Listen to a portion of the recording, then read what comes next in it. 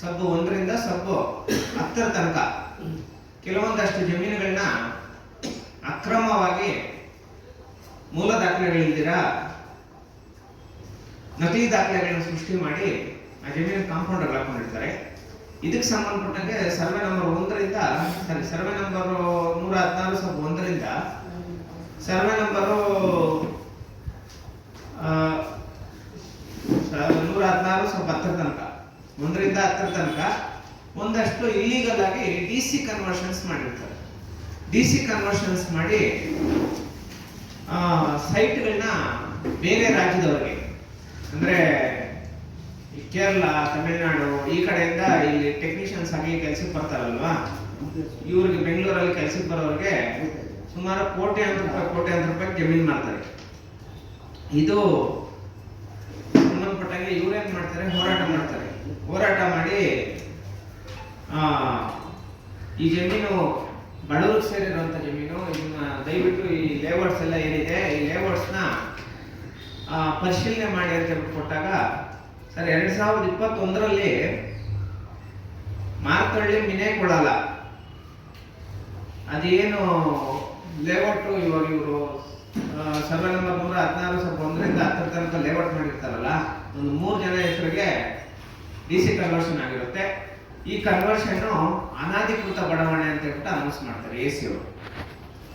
ಈ ಲೇಔಟ್ಗೆ ಮತ್ತೆ ಈ ಜಮೀನು ದಾಖಲೆಗಳಿಗೆ ಸಂಬಂಧ ಇಲ್ಲ, ಇದು ಅನಾಧಿಕೃತ ಬಡಾವಣೆ, ಇದು ಇಲ್ಲಿ ಯಾರು ಸೈಟ್ ತಗೊಂಬೇಡ್ರಿ ಅಂತ ಹೇಳ್ಬಿಟ್ಟು ಅನೌನ್ಸ್ ಮಾಡ್ತಾರೆ. ಆದ್ರೂ ಕೇವಲ ಒಂದು 33-34 ಗುಂಟೆ ಅಷ್ಟು ಡಿಸಿ ಕನ್ವರ್ಷನ್ಸ್ ಮಾಡಿ ಸುಮಾರು 4 ಎಕರೆ ಜಮೀನು ಅಷ್ಟು. ಅಂದ್ರೆ ಡಿಸಿ ಕನ್ವರ್ಷನ್ ಮುಖಾಂತರ ಅವ್ರು ಮಾರಬೇಕಾಗಿರೋಂಥದ್ದು ಕೇವಲ ಒಂದು 10ರಿಂದ 12 ಸೈಟ್ ಮಾರಬೇಕು. ಇವರು 82-83 ಸೈಟ್ ಮಾಡ್ತಾರೆ.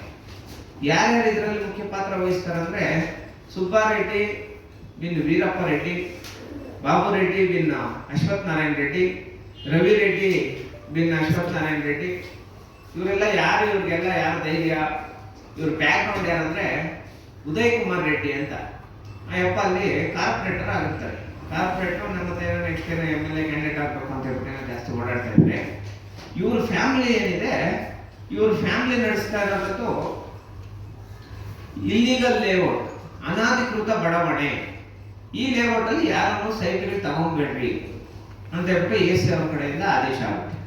ಇದಾದ್ಮೇಲೆ ನಾವೇನು ಒತ್ತಾಯ ಮಾಡ್ತೀವಿ, ಸರ್ ದಯವಿಟ್ಟು ಯಾರು ಇಲ್ಲಿಗಲ್ ಲೇಔಟ್ ಮಾಡ್ಕೊಂಡಿರ್ತಾರೋ, ಯಾರು ಇಲ್ಲಿಗಲ್ ಆಗಿ ಸೈಟ್ ಮಾರಿರ್ತಾರೋ ಇವ್ರ ಮೇಲೆ ನೀವು ಕ್ರಿಮಿನಲ್ ಮೊಕದ್ದಮೆ ದಾಖಲು ಮಾಡಬೇಕು ಅಂತ ಹೇಳ್ಬಿಟ್ಟು ನಾವು ಕೇಳ್ತೀವಿ.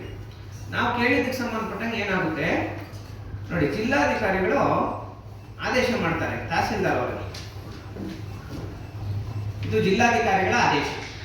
ಏನಂತ ಮಾಡ್ತಾರೆ, ಇಮಿಡಿಯೇಟ್ ಆಗಿ ಅದನ್ನೇನೈತ ಪರಿಶೀಲನೆ ಮಾಡಿ ಅವ್ರ ಮೇಲೆ ಕ್ರಮ ಕೈಗೊಳ್ಳಿ, ಕ್ರಿಮಿನಲ್ ಮೊಕದ್ದಮೆ ದಾಖಲು ಮಾಡಿ ಅಂತ ಹೇಳ್ಬಿಟ್ಟು ಒಂದು ಆದೇಶ ಮಾಡ್ತಾರೆ. ಈ ಆದೇಶ ಮಾಡಿ ಸುಮಾರು ಒಂದು 3 ತಿಂಗಳಾಗ್ತಾ ಬರ್ತಾ ಇದೆ. 3 ತಿಂಗಳಾಗ್ತಾ ಬರ್ತಾ ಇದೆ. ಇಲ್ಲಿ ತನಕ ಒಂದೇ ಒಂದು ರಿಪೋರ್ಟ್ ತಗೊಂಡಿಲ್ಲ ತಹಸೀಲ್ದಾರ್ ಅವರು, ಯಾರೋ KR ಪುರಂ ತಹಸೀಲ್ದಾರ್ ಅವರು. ಇದಕ್ಕೆ ಸಂಬಂಧಪಟ್ಟಂಗೆ ನಾವೇನ್ ಮಾಡ್ತೀವಿ, ಈ KR ಪುರಂ ತಹಸೀಲ್ದಾರ್ ಅಕ್ರಮಗಳನ್ನ ಮತ್ತೆ RI ಇದ್ದಾನೆ, RI VA ಇವರೆಲ್ಲ ಇರ್ತಾರಲ್ಲ, ಇವ್ರೇನ್ ಮಾಡ್ತಾರೆ, ವರ್ತೂರಲ್ಲಿ ಒಂದು ಸಣ್ಣದಾಗ ಆಫೀಸ್ ಮಾಡ್ಕೊಂಡಿರ್ತಾರೆ. ಆ ಆಫೀಸ್ ಓಪನ್ ಆಗಿರೋದೇ ನೋಡಿಲ್ಲ ನಾವು. ಸುಮಾರು ಒಂದು 6 ತಿಂಗಳಿಂದ ಇದೇ ವಿಚಾರದಲ್ಲಿ ಓಡಾಡ್ತಾ ಇದೀವಿ. 6 ತಿಂಗಳಿಂದ ವರ್ತೂರಲ್ಲಿರುವಂತ RI ಆಫೀಸು ಓಪನ್ ಆಗಿರೋದೇ ನೋಡಿಲ್ಲ. ಇದಕ್ಕೊಂದು ವರದಿ ಹಾಕಿ ಇದೊಂದು ಸರ್ವೆ ಮಾಡಿಸಿ ಅಂದ್ರೆ ಇಲ್ಲಿ ತನಕ ಕ್ರಮ ಕೈಗೊಂಡಿಲ್ಲ ತಹಸೀಲ್ದಾರ್ ಅವರು. ಇವರ ದುರಾಡಳಿತ ಖಂಡಿಸಿ ಸರ್ ಓಪನ್ ಆಗಿ ಗೊತ್ತಾಗ್ತಾ ಇದೆ KR ಪುರಂ ತಹಸೀಲ್ದಾರ್ ಅವರು ಉದಯ್ ಕುಮಾರ್ ರೆಡ್ಡಿ ಅವರಿಗೆ ಶಾಮೀಲಾಗಿದ್ದಾರೆ ಅಂತ. ಇವರ ಒಂದು ದುರಾಡಳಿತವನ್ನು ಖಂಡಿಸಿ ಮಾರ್ಚ್ 5ನೇ ತಾರೀಕು ಫ್ರೀಡಂ ಪಾರ್ಕ್ ಅಲ್ಲಿ ಹೋರಾಟ ಮಾಡ್ತಾ ಇದೀವಿ ಸರ್. ಇದಕ್ಕಿಂತ